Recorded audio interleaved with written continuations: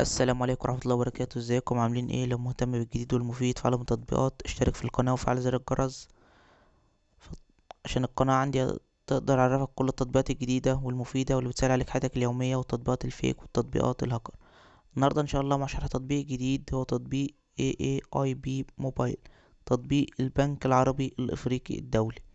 من خلال التطبيق ده بتقدر ان انت تودع فلوس، تسحب فلوس، تعمل شهادات ادخار، تستثمر، تشتري، تبيع، تعرف معاملاتك البنكية، القروض، الأقساط اللي عليك، الفوائد اللي نزلت لك من الحساب.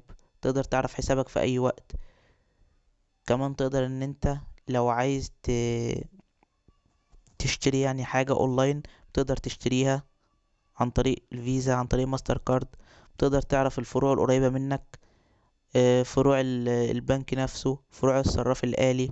تقدر تدفع الفواتير اللي عليك، فواتير موبايل، فواتير كهرباء، غاز، مية، الحاجات دي كلها.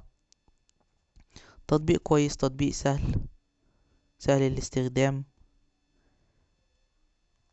بيوفر عليك المشوار بتاع البنك كل شوية.